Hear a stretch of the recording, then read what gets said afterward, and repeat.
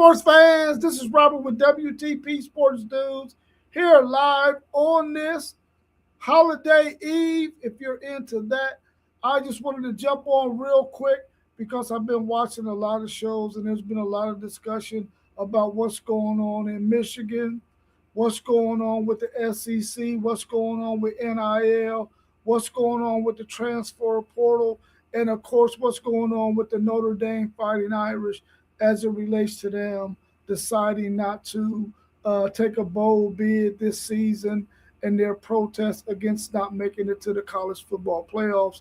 Welcome to another show here today of what's happening in college football. I got a lot of questions that people have been asking me that I wanted to get on the show and talk about.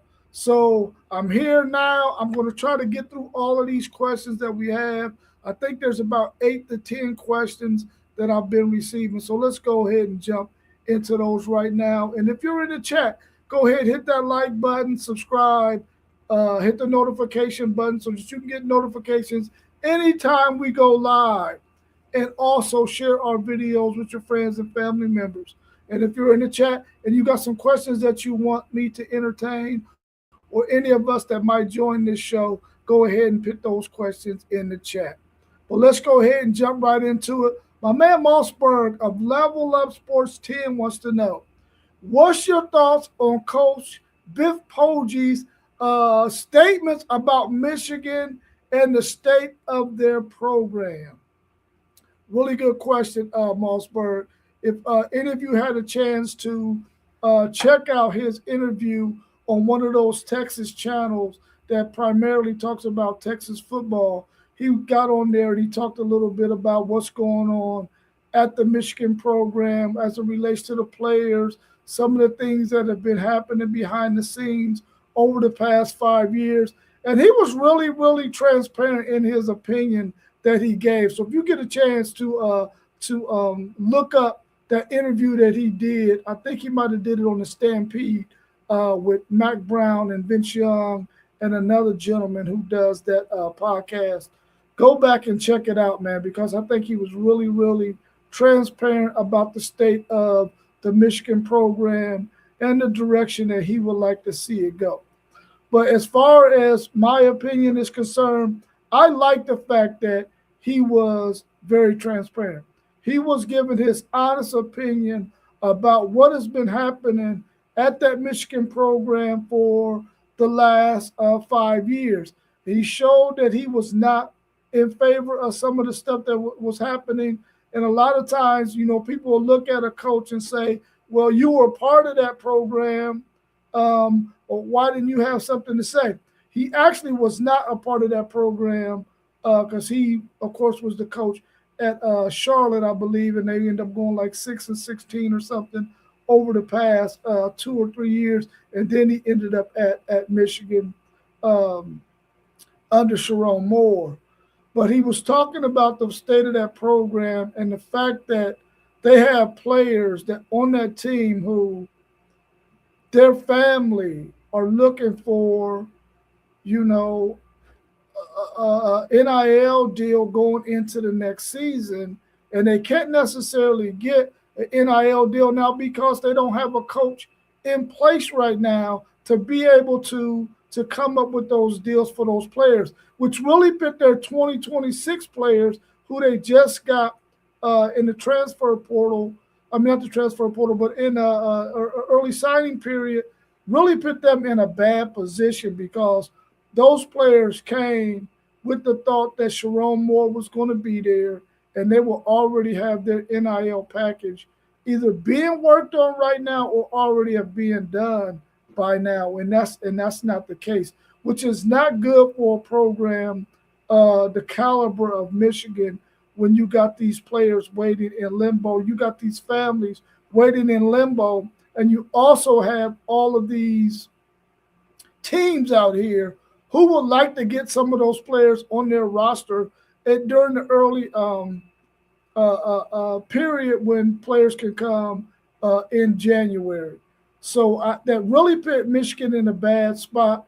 I think it's a situation where Michigan knew a lot of this stuff was going on and they didn't get out front of it. out in front of it fast enough. Maybe it was a situation where they were more concerned about winning and making it to the national championship and those things, and not really taking care of some things in house.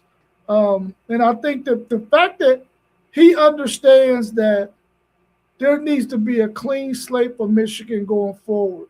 Anybody who was related to or had anything to do with the past 5 years under Jim Harbaugh, and part of that being up under Sharon Moore, should probably leave the program and possibly go find them some jobs elsewhere, because it should be a clean slate for Michigan going forward. But they need to put somebody in place really, really fast. Do I think that Poggi should be the coach going forward for them? I don't. What I do think though is he might be the right man for the job right now, but in the long term, he is probably not the right person for the job, because he probably got a little bit of stains on his hands as well, because he's been in that program for at least a year. And hopefully they'll go ahead and get that thing rectified and get them a coach in there sooner than later. Now, I think what's probably holding up them getting a coach is probably a coach that's either coaching in the college football playoffs or coaching his team going into a bowl game. That's the reason why Michigan has not hired a coach yet, because I think they got a short list of guys that they want, and I believe that Kellen DeBoer is probably at the top of that list. But I think that Michigan really needs to go ahead, get out in front of this thing, much like they did with the situation with trying to go ahead and give Sharon Moore suspension early in the season, so that he wouldn't get such a stiff penalty once all the findings came out from the sign stealing scandal. But Michigan is one of the top programs in the country, and I'm quite sure that they're going to make the right choice and make the right decisions going forward.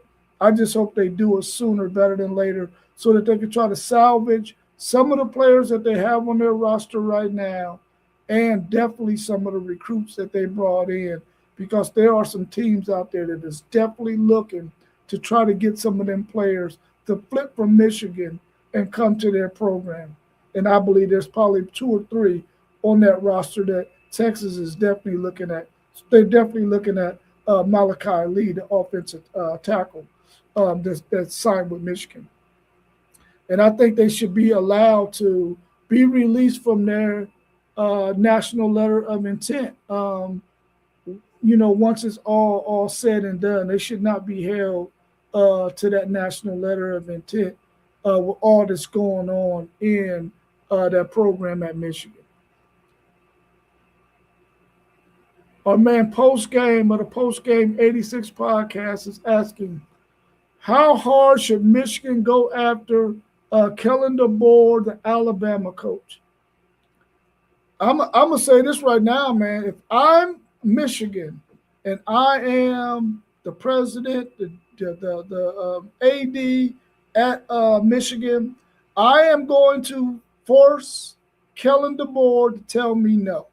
I'm going to give him a figure that is extremely high, to the point where he's just going to have to say, no, I don't want to come and be the new head coach at Michigan, which will make it very difficult for him to do, because I feel like, in my mind, just the way his 2 years have gone at Alabama, the way their fans are, the way their fans have been spoiled by Nick Saban, I believe that Kellen DeBoer wants to get out of Alabama. I think that going into that, he knew it was a really good job. He was going to have really, really good talent, to be able to get much more talent than he had at Washington. But of course, the SEC is a much tougher conference than what he played against in the Pac-12. So I think that they should make him an offer that is going to be hard for him to refuse, but he's going to have to tell Michigan no. And I think that that's what they should do.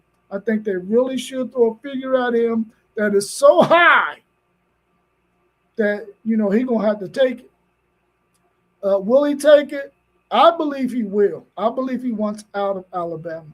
in my opinion. And I think that might be the holdup on why Michigan has not hired a coach yet. Um, Even though there are some really viable coaches out there right now, many of them who are still playing either in the college football playoffs or in bowl games, and they just have not been able to, make that commitment yet. But I think they should really give Kellen DeBoer a serious offer and force him to have to tell them no. I would also do the same thing with Freeman at Notre Dame. I would have to give him an offer that he either can't refuse or he gonna have to tell me no. But I will definitely offer it to him, and I think that's how they should approach this thing, to go after some of the bigger names in college football, especially since Michigan has been dealing with this turmoil for a little over 3, 4, probably even 5 years, and it wasn't no secret within the Michigan organization of what's been going on there. So I would definitely go after him hard.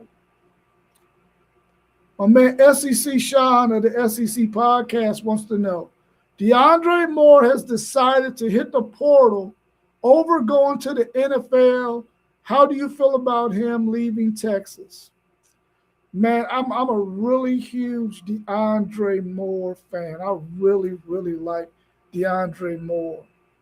The thing I like most about DeAndre Moore is he understood that it was going to be his opportunity to play the slot receiver at Texas, and he took on the mindset that our man Jordan Whittington took on the 2 years prior to that. I'm probably not going to get a whole lot of receptions because of the guys that are on the outside around me.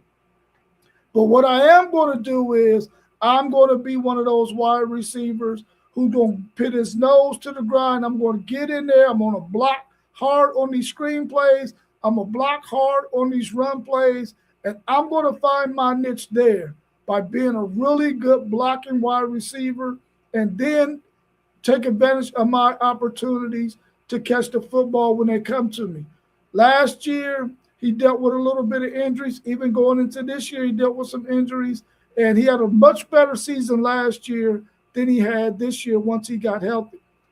This year, the issue with him was he didn't get an opportunity to get in the rhythm because Arch Manning was a little bit off during the beginning of the season, and he missed DeAndre Moore on a lot of opportunities in the first maybe 4 or 5 games, which really would have helped DeAndre Moore stat-wise, so that the NFL and other even teams that are looking for in the portal for a wide receiver, they would have been able to see a much better film on him had he been able to get some of those receptions, which he was not able to do.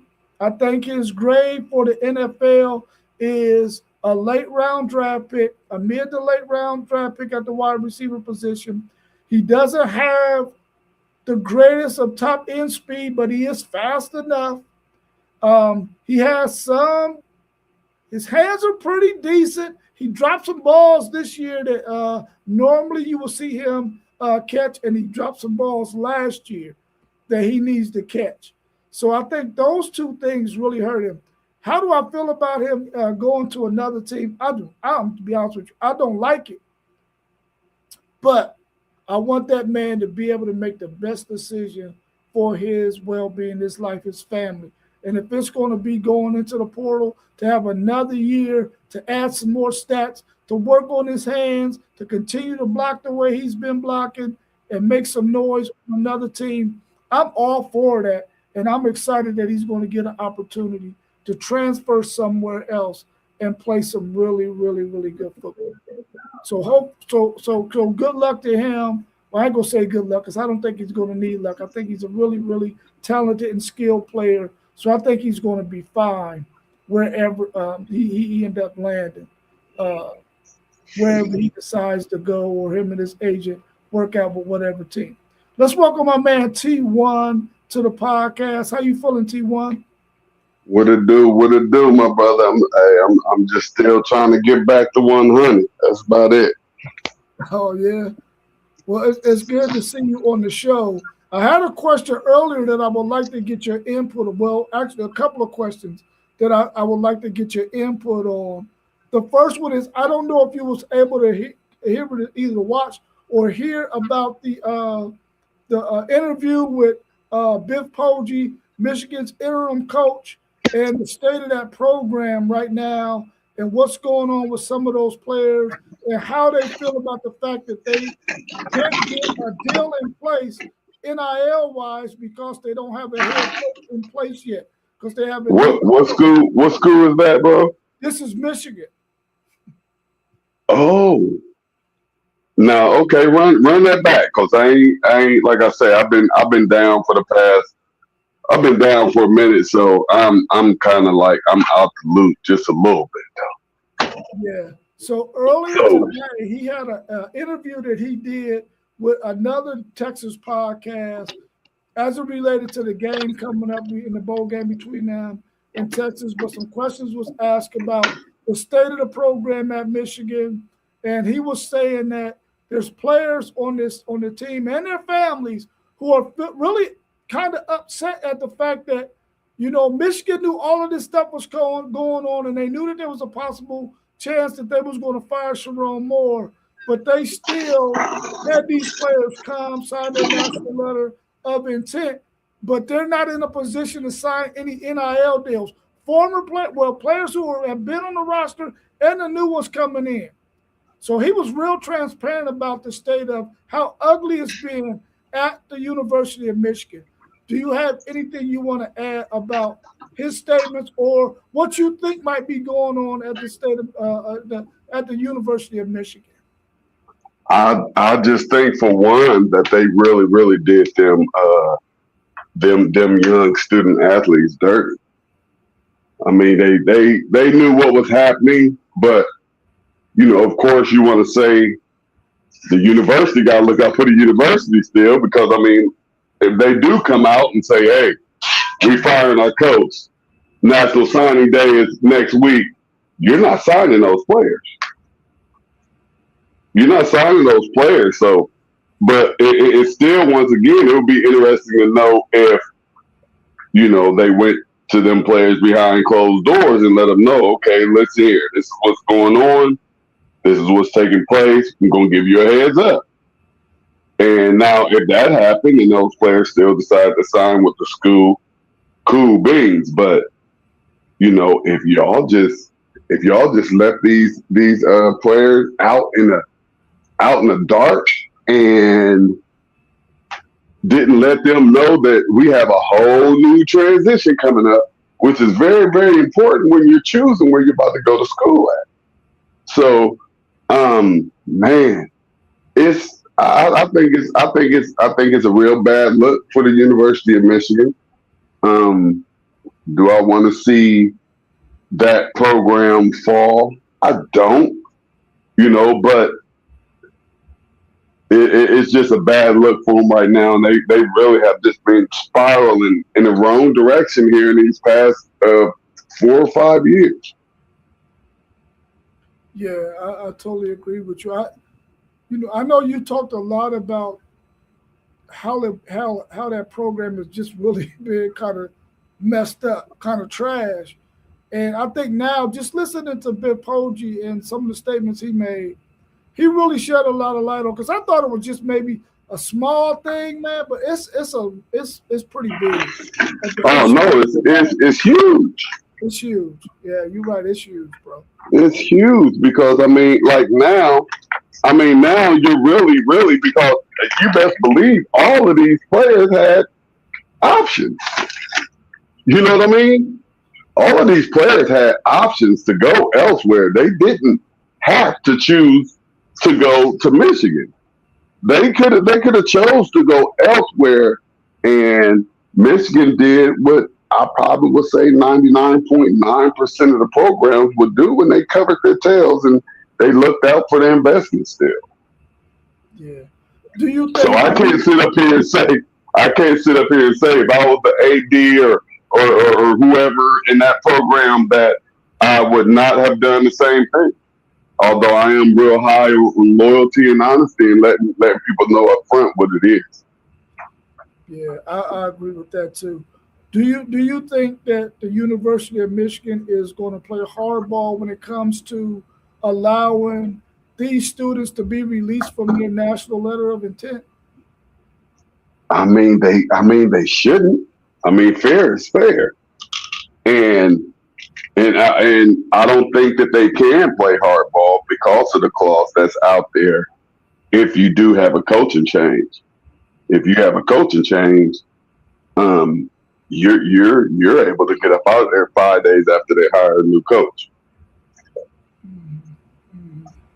The thing that I don't want to see happen, man, is those years that Michigan was down under Rich Rod and whoever else was during that time. It just was not good for college football, man, to see Michigan down. Just like it wasn't good to see Texas down during the time period they were down, Alabama down during the time period they were down. You want those teams, those blue bloods, to be up. So I'm just hoping that that is not the case for Michigan going forward. Hopefully they can rebound from all of this, man, and still be competitive in college football, man. Do you I how mean, just to be honest, though, bro, just to be honest, I mean, it's looking bad for that program. They really have a whole lot of stuff going on that is not positive. Just even of outside of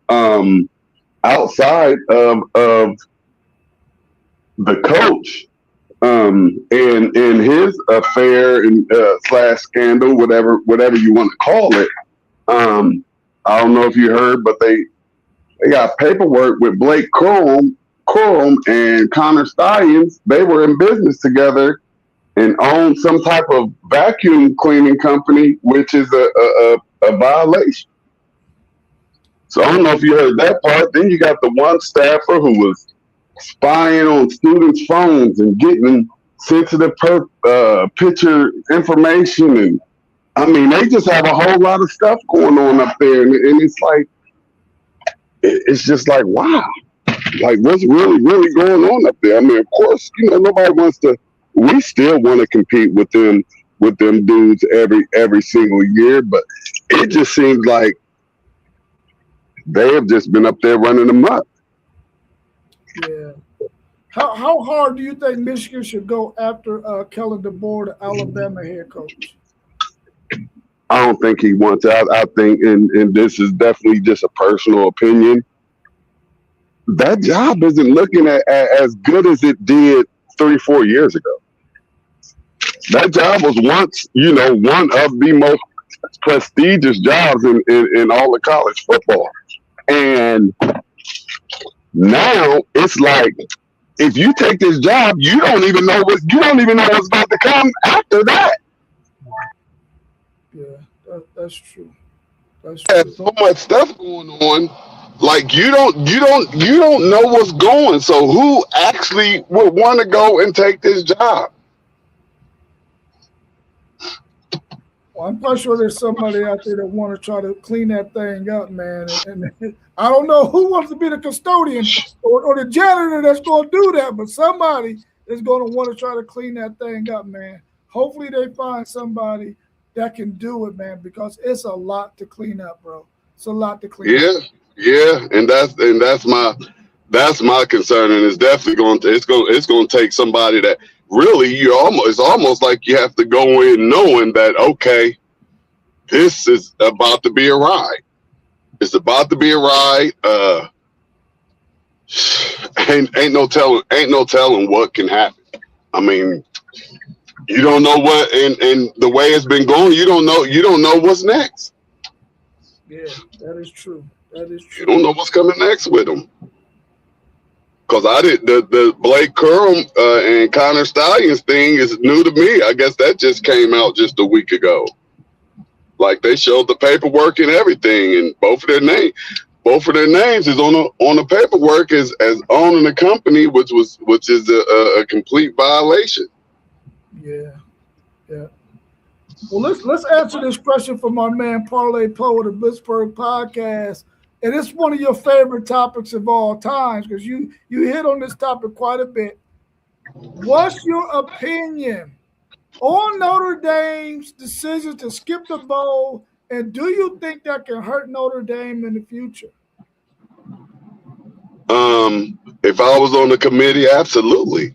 I mean, you're already not in the conference, and then you're going to come and make your own independent decision and say, we're not going to include ourselves in your bowl game since you left us out of the playoffs. That is like, I've seen a couple podcasts, and the question is really starting to be like, who is Notre Dame and why do we have to cater to you? Everybody else in college football is in the conference. Why are we catering to you? What do you bring to the table for college football? If you were to not be out here and not be on anybody's rosters or whatever, whatnot, how does that affect college football? And it doesn't. It doesn't.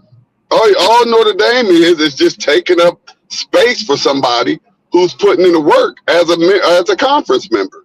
And then to back out of a bowl game, that's crazy. I might, if I was on the committee, I might will put you on the bowl ban. Like, guess what? All right. Well, guess what? You won't be in one next year either. Whether it be a playoff or a bowl game, you won't be here. Since you think you can just do whatever it is you want to do, go and do whatever it is you want to do. Sorry, post game, but you got pretty much the only independent in the world outside the Army and Navy. Yeah, I know when I initially seen Notre Dame do it, I understood what message they were trying to send, because the committee had Miami behind them, all these different rankings, all these different weeks until the final one. Then all of a sudden you claim head to head and you put them ahead of them. I understood they was, but it don't matter. Did Miami beat Notre Dame? Yeah, they did. So none of that, like, even that is like you crying over spoiled milk to me. Like, they beat you. I don't care if everybody knows the rankings mean nothing until that final rankings. That's what everybody talks about all throughout the season. Who cares where you're ranked at here or there? Doesn't matter. And if it came down to either you or this team that beat you, how in the world are you thinking that you're going to get in? Other than you're Notre Dame. You're big, bad, mighty Notre Dame that hasn't won a national championship since sometime in the 80s, I think. Yeah. Not a Heisman Trophy winner, not nothing. Y'all are just a rich Catholic school. Or whatever type of school y'all are. You're just a rich school walking around with y'all's nose up in the air as if y'all better than everybody that's in the conference. Yeah, I think that I think in this situation, man, and I think they were trying to make their statement that they were trying to make. I don't know if this statement that they tried to make by not going to a bowl game is actually going to work in their benefit. I think it angered some folks who are saying, just like you're saying, who do you think you are? You're not even in a conference. You got beat head to head. Okay, yeah. What if they would have put Miami ahead of you a long time ago and not waited to the last one? The reality is they beat you head to head, and they probably deserve to be there because of that, even though it was early in the season.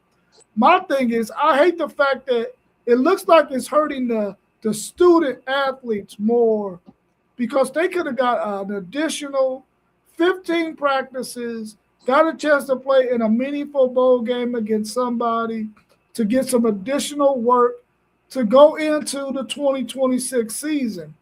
Now you don't get that. You don't get those 15 practices.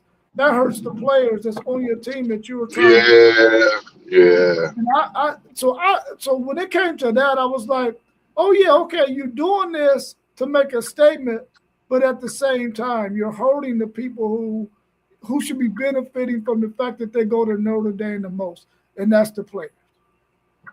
Yeah, I was extremely disappointed with Notre Dame's decision to do that, and because I don't like many college teams. I'm a Buckeye just through and through, but I kind of like Notre Dame a little bit. But here, as of lately, their arrogance is kind of throwing me off a little bit. Yeah. Hold on just a second, bro. All right. Let's look at our next question from our man Mossberg of Level Up Sports 10. With only one portal window, will we see more tampering or agents shopping their player at the first sign of dissatisfaction? I mean, as far as tampering goes, I mean, we know that anytime you're dealing with a player's agent, it's not considered tampering. That's just the lay of the land right now. That's just the way things go. So as far as tampering is concerned, I wouldn't say it would be tampering.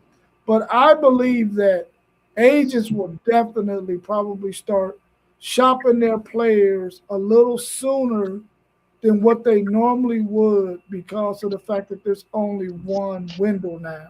And you won't get a second opportunity to try to get your player on another team with some more money or possible chance to get some better playing time at another place. I definitely think that that's going to happen at the first sign of dissatisfaction. I'm quite sure family members and players are going to probably go to their agent and say, listen, this thing isn't working out right here.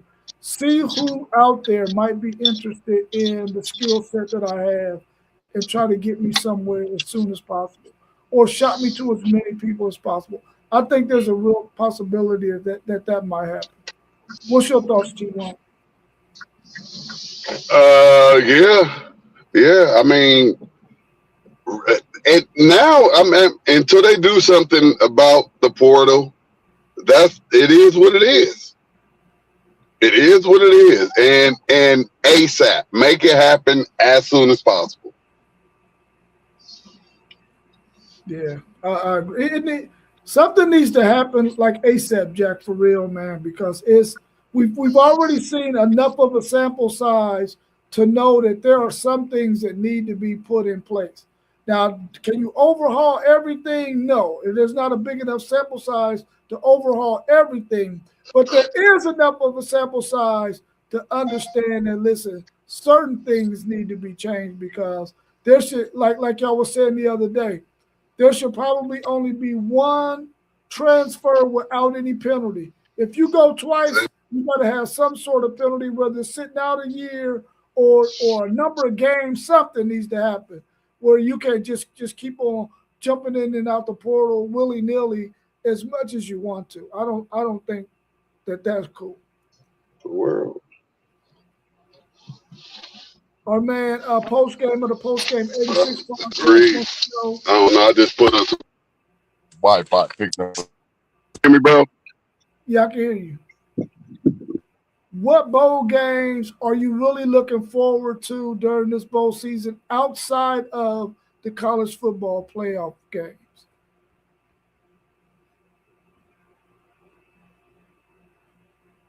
I know for me, I'm looking forward to the Georgia Tech BYU game. I really want to see how that game goes with those two teams who were very, very close to making it to the college football. We'll even try to come back. Okay. So I'm very interested to see that game against Georgia Tech and BYU because, like I said, they were really, really close to making it to the college football playoffs. I want to see my man Haynes King for at least one more time. I'm not sure if he has any more eligibility left, but he's such a dynamic player, and he's been so good for the last 3 or 4 years, man, that I want to get an opportunity to see him one more time. A really, really tough player, got a lot of heart, man, a lot of grit. I'm looking forward to that game.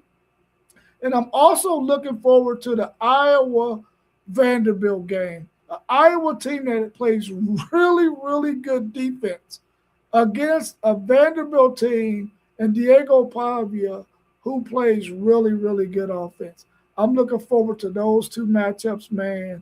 Vanderbilt's offense against Iowa's defense, and, of course, Georgia Tech and BYU. Are there any games outside of the college football playoff game, bowl games, that you're looking forward to? Outside of my game? Yeah, outside of your game. I'm really looking forward to all of the playoff games, man. I ain't so I ain't too much interested in all the other bowl games because I don't know who's supposed who Yeah, you breaking up a little bit interesting to right see now. if like I would like I would like for everybody to be playing in that Texas and Michigan game. I would like that. Yeah, I think that would be a pretty good game if everybody was playing. But I already seen that other players, yeah, and yeah. I thought that number one probably would have been suspended for the ball game anyway for his head, but with the official, never heard much more from that either though. Yeah, I would have thought that at least somebody from the Big Ten would have came down with some kind of ruling, some kind of punishment, or something about that headbutt, man. That, that's another thing that concerns me about some of the stuff that takes place, man. Is you've seen that this happen, and we should have heard something as it relates to that incident, man, because that was definitely uncalled for. It wasn't cool. It was not cool.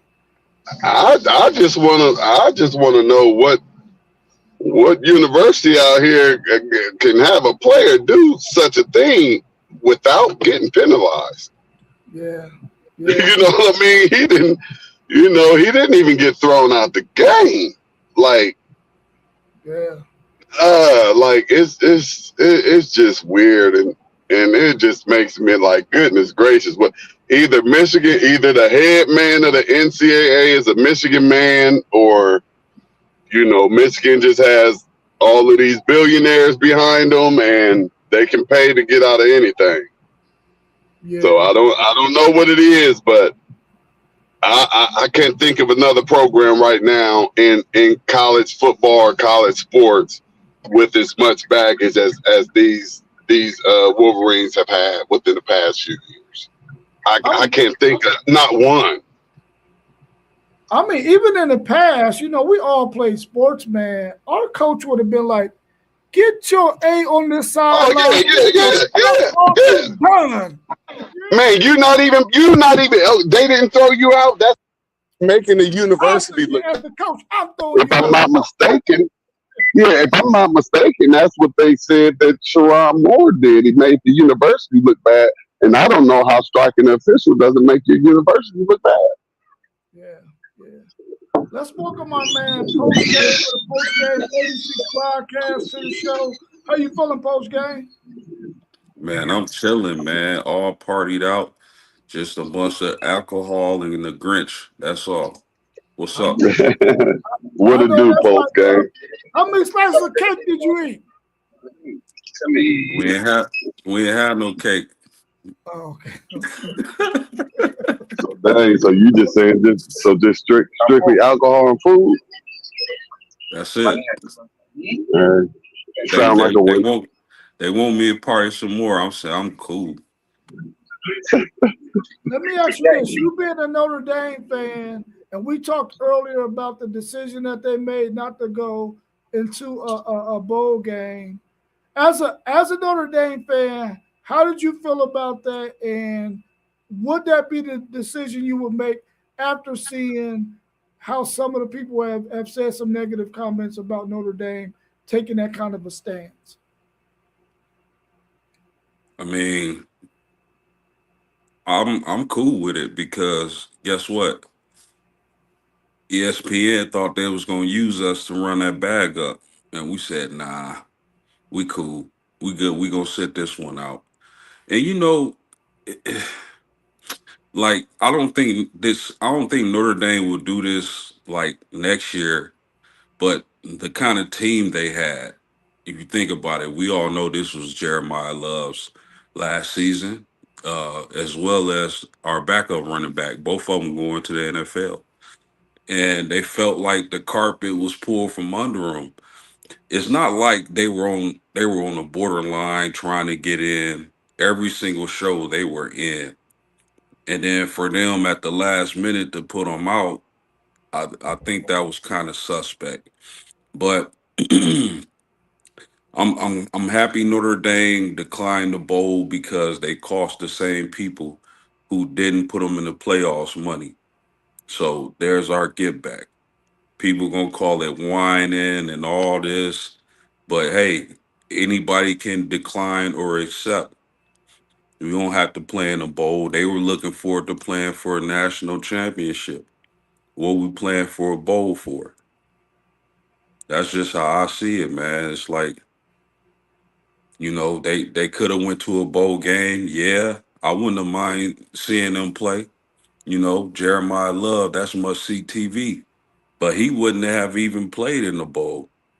So it's like, and the decision was made by the players.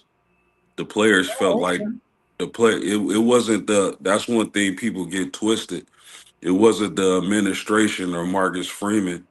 They let the players decide if they wanted to play in a bowl or not. The players said, no, we'd rather sit this one out. So it is what it is. Yeah, that's good information to have. I'm glad you was able to join the show so you can give us a different side of the side that myself and my man T1 had about that situation with them. Let me ask you this last question, then we'll go to our next question. Let me ask Post Game something real quick, Rob. Yeah, go ahead. Hey, Post, do you think that pulling out of the bowl game will affect Notre Dame in any type of way? Will it affect in Notre Dame? any type of way in the future? With now, there's just been a whole lot of discussion amongst other conference teams about, Notre Dame and their independency. I mean, you always gonna get that. I mean, you got the Big 12. The coach from Texas Tech was just talking crazy about Notre Dame. But here's the thing: the Big 12 was talking crazy about Notre Dame. Notre Dame said, "Okay, we're gonna go holler at your chick BYU behind your back, and we just scheduled a home and away with or a home and home with BYU." So I mean, I don't think it's going to affect Notre Dame because let me tell you why, T1. We doing business with the SEC. We doing business with the Big Ten. We doing business with the Big 12. We already got teams scheduled for the next few years. So affecting them as far as scheduling, no, I don't think it's going to affect them. Are people going to be mad? Naturally. Yeah. What's your thoughts on, with only one portal window, will we see more tampering or agents probably shopping their players a little bit early at the first sign of dissatisfaction? Oh, absolutely. Absolutely. It's going to be a lot of that. I don't care how many guardrails you put in place as far as tampering goes. They're going to figure out a way to tamper. That's for sure. Yeah. All right, y'all. So let's look at this next question from our man, SEC Sean. He said, what are you expecting out of Texas? Oh, I guess this is a question for me. What are you expecting out of Texas in their bowl game? Will the defensive coordinator, Will Muschamp, have any input on the defense in this game? I mean, if y'all want to chime in on that, y'all can as well. I'll go ahead and start it off. Texas has like 7 or 8 players on defense who are not going to play in this game, who are starters. So what I'm looking forward to seeing is some of these other players who were in the 2 deep or who wasn't getting any time at all, getting an opportunity to play. The great thing is that the offensive line, who finished the last couple of games of the season, have all decided that they're going to play in this game so we can make sure that Arch Manning stays upright and doesn't get killed out there. So I think that's a good option. And I'm looking forward to seeing Dylan McCutcheon slide into that slot receiver position in place of DeAndre Moore. I want to see what that young man can do. He was like the 4th or fifth wide receiver to come into the game after the starters. So I'm anxious to see what that's going to look like as well. We still, are waiting on some guys to make decisions on what they're going to do in terms of going to the NFL or coming back for another season. But I'm looking forward to seeing how the defense plays without those 7 key starters, and also what Dylan McCutcheon is going to do at that wide receiver position. Y'all got anything y'all want to add to that? Texas versus Michigan. Yep. Yeah, where Parlay Poe at, man? This Texas versus Michigan, man. What's going on, man? Yeah, I don't know. He probably somewhere chilling. Oh, you know what? He might be in Atlanta. Oh, okay. I know what you go down there for. I get it. Well, his youngest daughter down there, so he probably went to go spend some time with her for Okay. the holiday. For the holiday, yeah. Hey, because listen, I'm going to Atlanta Friday too, but I ain't going for the reason that they say people go there. I ain't going there for that. I'm just going to get away for a little vacation. It's all good. Atlanta is beautiful, especially Marietta. Yeah. I know I've been to Marietta a little bit of Atlanta, but mostly Marietta is beautiful down there. I love it. Is But Marietta close to Savannah? I think it's close to Atlanta. Oh, okay. But as far as Texas and Michigan, man, that's gonna be something I'm looking forward to. Uh, I don't know how much of a game Michigan gonna give y'all. I don't know if they focused or not, given the situations they've been going through. But I believe Texas is gonna come ready to play. Anything you want to add to that, T-Wall? T-Wall had to jump on. I also don't think Will Muschamp is going to have any input on that defense in this game, but what he will be doing is taking some really, really, really good notes on some of those players on the defense to see where they're going to fit best in his scheme. Are we going to move a guy from safety to maybe linebacker or closer to the line of scrimmage? Or are we going to move some linemen around from maybe being a 1 technique to maybe a 3 technique, or maybe a 3 technique to a 1 technique, or maybe a 3 technique all the way out to a 5 technique? We're going to get to see some of those things take place in this game. And I'm quite sure Will Muschamp is going to be taking some really, really good notes to find out what's going to go down with some of those players that he's going to have on that defense of unit next year. Our man Parlay Poe of the Blitzburg Podcast wants to know, what top 4 teams are on upset alert in the college football playoffs? Which one of those top 4 teams do you think is more likely to get upset? Let's see. We got Indiana and Bama, Miami, Ohio State, Oregon, and Texas A&M. Texas Tech. Texas Tech. I'm sorry. Yeah, I think Texas Tech. Man. I mean, outside of BYU, who has Texas Tech played? I know they look good, and we all like Texas Tech. We like the team they got assembled, but they haven't been really battle tested, and I'm not sure about that. That makes me kind of worried with them having to play Oregon. Oregon got a great quarterback. They can run the ball. So I think Texas Tech, if I got to pick one of those 4, might be on upset alert the most. Yeah, I like that pick as well. It's probably number 2 on my list. I for some reason I feel like Alabama is going to really give Indiana some troubles, man. I think that Alabama's going to be able to do some things defensively with the talent that they have on that defensive side of the ball to sort of slow down uh, the Heisman Trophy winner especially because he hasn't played all that great the last couple of games. Now he has made some key plays down the stretch, but statistically he hasn't played all that great. And I think that there's a lot of film out there on that team now to where Alabama can probably put some things together. Plus, that Alabama's not going to have the rust that possibly Indiana could have, being off for as long as they have.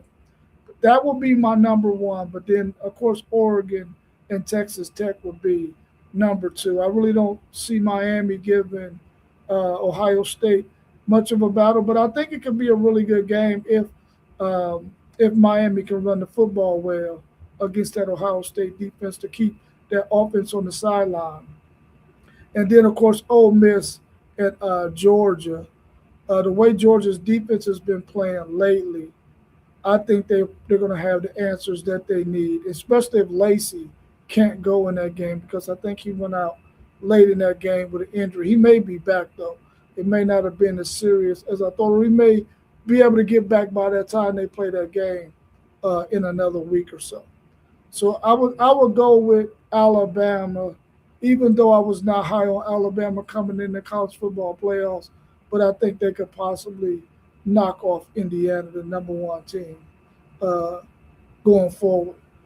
Yeah, I can see that because like we always say on here, styles make fights. I'll make And fights. one thing about Indiana, I believe they lost their star defensive end, didn't they? If I'm not mistaken. Yeah, yeah, Yeah, yeah, that's gonna hurt, man. You got to be able to get after Alabama in that passing attack. yeah. Ty Simpson really showed some poise in that last game against Oklahoma. So maybe he can do the same thing against this Indiana team that's going to try to bring some pressure and keep him from being able to just be back there setting his feet, throwing the ball all over the place. Let me ask you this because you came on a little bit late in the show. Uh, how hard should Michigan go after Alabama coach Kellen DeBoer?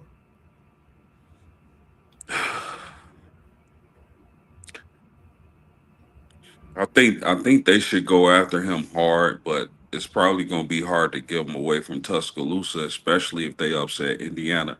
They make a deep run in the playoffs. I don't think the board is going to go anywhere.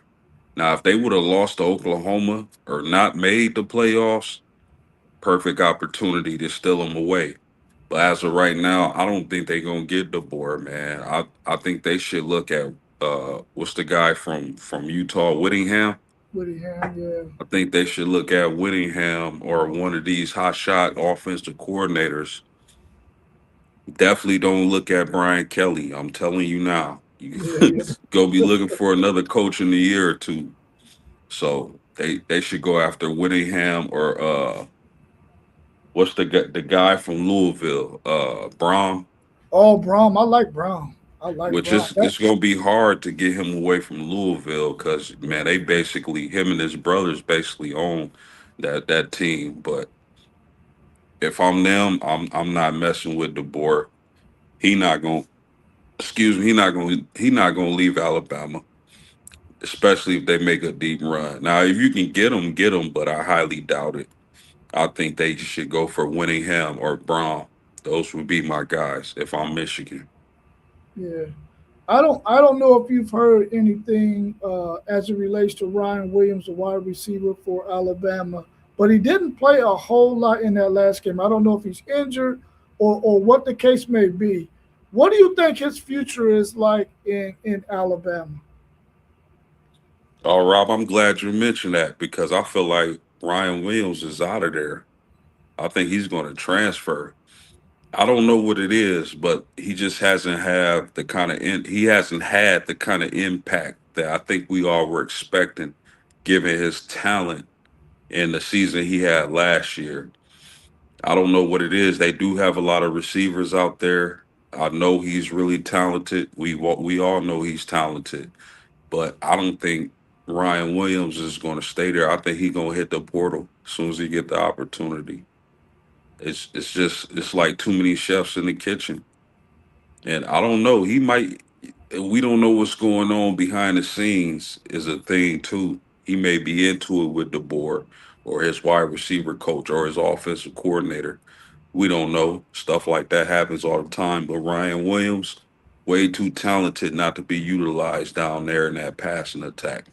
So I think he's going to transfer, Rob. Yeah, I'm thinking like you are. I'm thinking that he's going to transfer as well. I don't think he's going to stay there at Alabama, and I think that the writing might be on the wall based on what we saw in that last game. And maybe he's injured. I don't know everything behind the scenes of what's going on, but I do know that he wasn't on that field much in that game. And the one catch that I think he did get, he didn't get much out of it. And I think that he's probably going to leave Alabama at the end of the season or when the time comes for him to be able to hit the portal. I think if they make a run in this college football playoffs, he still has a little bit of time before he has to announce it. But if they were to lose to Indiana, I would not be surprised if he hit the portal right after they lost that game. If they lose to Indiana. Let's welcome our man T1 back to the show. T1, we were just talking about Ryan Williams, the wide receiver out of Alabama. We feel like he might hit the portal because of the season he just had at Alabama. What's your thoughts on Ryan Williams, or do you got any thoughts on him?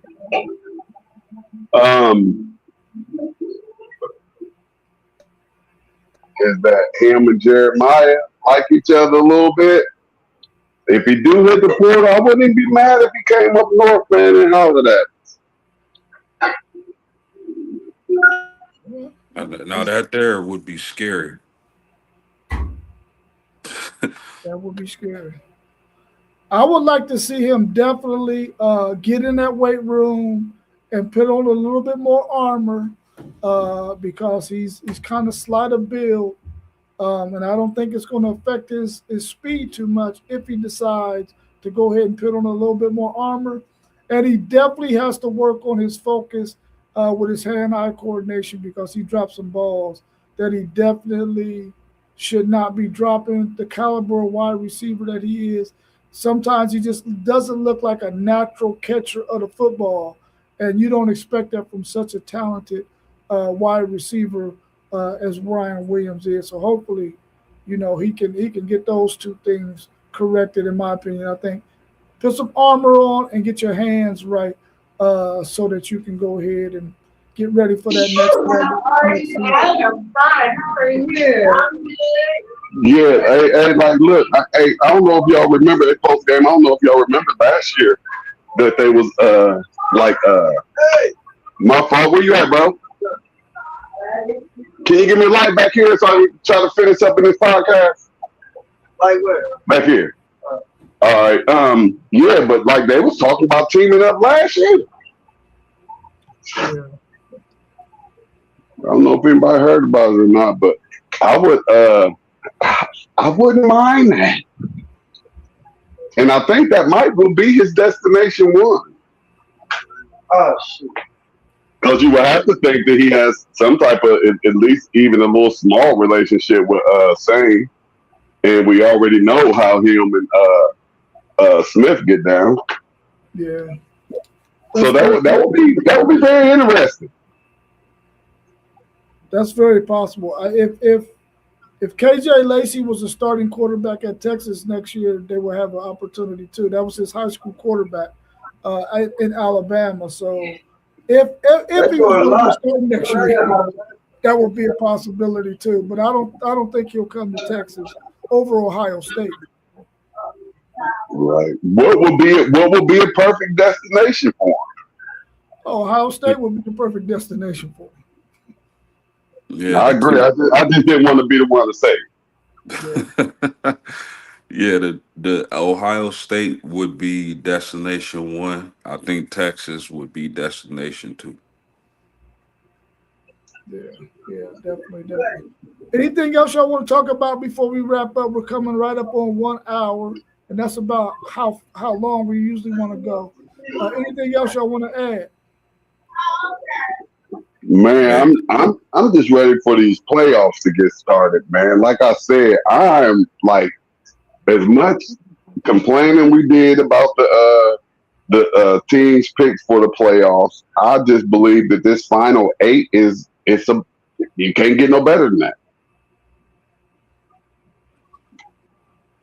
Yeah, it's definitely a good bracket, man, and I'm looking forward to it as well. Um, no, man, I just want to say thank y'all for rocking with us. Hit that like button, subscribe to the channels. Enjoy your holidays. That's right. All right, y'all. Appreciate y'all jumping in with me this evening, man, on such short notice. Y'all enjoy the rest of y'all's evening. Catch that. Hey, that's all we got to watch.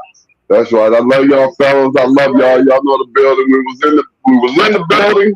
Now we up out of here. WTP Sports, dudes. We love y'all. Peace, fellas. Happy holidays. Yeah, love you too, bro. All right, y'all.